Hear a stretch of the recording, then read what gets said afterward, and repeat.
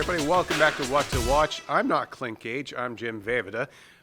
Sorry. But we've seen Terminator Dark Fate, and like all time travel movies, there's a lot of head-scratching WTF questions we have about it. So I'm joined by Terry Schwartz. I'm not David Griffin. And Laura Prudhomme. I'm just me. And we're going to talk full spoilers about Terminator Dark Fate. So you've been warned. I will say there are even more WTF questions than the ones we're going to talk about here. They'll be up on the site on IGN.com, so check that out. So let's dive right into it. Our number one WTF question for Terminator Dark Fate is, if Skynet no longer exists and Legion is sending back new Terminator models, then does this mean we will never see another Arnold Schwarzenegger model T-800 again? Dun, dun, dun. What do you think? I mean, okay, we've now had multiple attempts at making Terminator sequels, none of which have gone any which direction, but multiple have brought back Arnold in different ways. Clearly, this Dark Fate is set up to be the Force Awakens of Terminator movies, where it's like setting off with the new cast that you're supposed to be invested in. If that is the comparison, then I guess this Arnold model of the T-800 is our Harrison Ford Han Solo in it. But I don't know. I think that they'll bring him back if they need to. You don't think it's Hasta La Vista then for him? I don't think so. I mean, obviously, Linda is going to be, Sarah Connor is going to be at the heart of these movies, but I think that there are a bunch of different ways that they could bring back Arnold if they wanted to. That's not necessarily just, oh, there's another T-800 model that's been out there. You know, it's funny. I actually did a roundtable interview recently with James Cameron where we asked him this question. I do believe we have a quote here. If only somebody could just give me a dramatic reading. I specifically asked Jim to do if I could do a dramatic reading of this quote because it's my favorite. Okay, it starts off serious. He says, I think that the Skynet future no longer exists or is accessible, let's put it that way. They certainly wouldn't necessarily build an Arnold T-800 in the Legion version of the future because that's a different technological developmental pathway. But I wouldn't rule out ever seeing Arnold again in a Terminator movie. Again, this is James Cameron. And this is like the most James Cameron quote ever, and I love it so much. Look, if we make a ton of money with this film and the cards say they look like Arnold, I think Arnold can come back. I'm a writer. I can think of scenarios.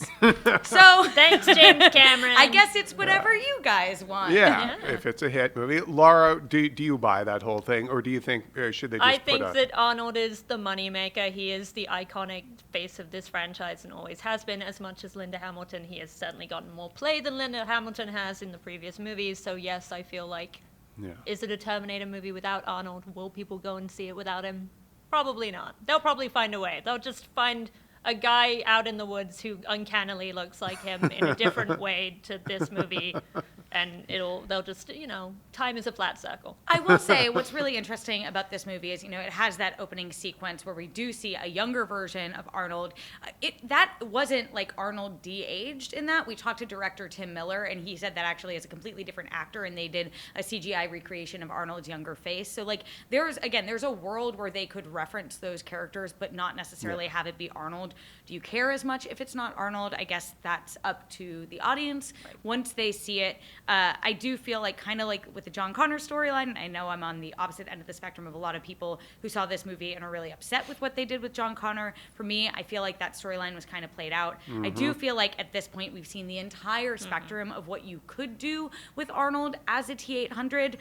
So I don't necessarily know that I need them to return to that character again in another different way until we find out, hey, he was based on this actual human who is the person who creates Legion in the next movie, and he's actually a human this time. And well, there you go. You're welcome, James. There have been. I think it was Rise of the Machines. I think actually kind of addressed that a little bit, but not that that's doesn't canon exist anymore, Jim. Exactly, so erased from the timeline. So it's if you want it, yell really loud about it on the internet. Question number two. Question number two is from me. That's true. If Skynet has been defeated and all evidence has been destroyed, shouldn't Legion's Terminator endoskeletons look different? Yes. There's no ways around that one. It should. I have a lot of WTF questions around Legion in general, which, I mean, I think the way, this movie is kind of like T1 meets T2, where it has the through line narrative of a bad Terminator is coming to kill someone who is going to save the world or is involved with saving the world, and we must protect that person. And we know T2 obviously got a lot more into the Skynet of it all and unraveling that. So I imagine that a sequel to Dark Fate, should it happen, will get into the Legion of it all. But man, so, like, all my WTF questions just tie back to Legion. Like, why are they also sending, like, why did they borrow the same thing that, like, Skynet no longer exists, but they're using the same tactics? The Terminators look the same. I don't know. Everything is inevitable. Well, that is kind will of destroy itself. that is kind one way or of the other. Cameron's Message, Cameron's thing. So if Terminator does make a ton of money, they're going to address that in potential sequels, 2 potential sequels. We'll see. I think the one thing that kind of sets that up is this character. I think his name is Major Dean. He's that military officer that shows up for all of 2 scenes, 1 to get shot and 2 to like somehow get them a plane when they need it. Yep. Thank you, strangers with guns. You can have a plane, military grade equipment. Good old MacGuffin. Yeah, and apparently Sarah has been working with this guy for years because Tim Miller told us that a lot of this guy's scenes were cut and that it was going to set up that, like, this guy has been fearing the AI component in government, and so that could probably kind of lead into where we end up with Legion. So our third WTF question, Laura. How does a Terminator develop a conscience? He goes to church. That's how. Come to Jesus. Exactly. Or I found God.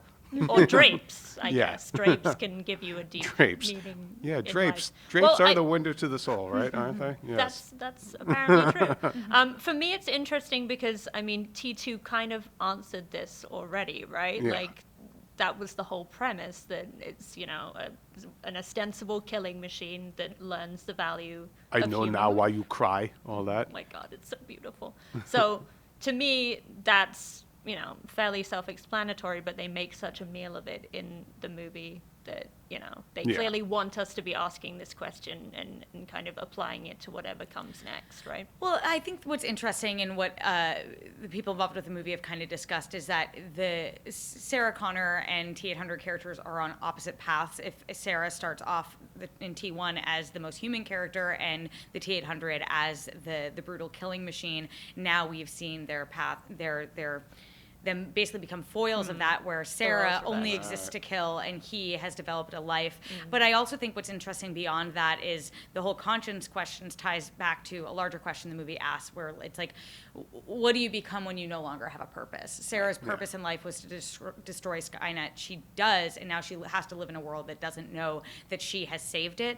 He similarly existed to kill John Connor. He does, and then what does he do next with his life? And so I think, you know, the idea of him going so far as, you know, becoming a master of drapes, which is hilarious, having a family where he even acknowledges that, you know, he doesn't necessarily, it's not love as we know it, it's not emotions as we know it, but it's like a sentiment, and they're clearly the surrogates of him feeling bad, if you will, to what he did to Sarah and John, I think is interesting. I don't necessarily understand the larger purpose of that within the story, other than the fact that it is something we haven't seen before in terms of where they go next. I will say real quick, James Cameron did also tell us that he looked into this. He talked to some of the top AI scientists, and they said that basically a super intelligence can't, it'll never become the equivalent of or superior to a human intelligence without emotion. And so Cameron, to your point, said that's when he locked into the idea of purpose and all that. I will say the biggest missed opportunity of the movie is that Carl the Drapes guy, when he's killing people, didn't go, "It's curtains." There was nothing like that. Come on. If this was still the 80s, I goddamn know. it. Come on, Arnold. Don't make me do everything here, people. Okay, so we have several more WTF questions on the site, so check out that article. For more Terminator Dark Fate, check out our review of the movie and Linda Hamilton and Arnold Schwarzenegger responding to IGN comments. And as always, be sure to follow and subscribe wherever you like to watch IGN.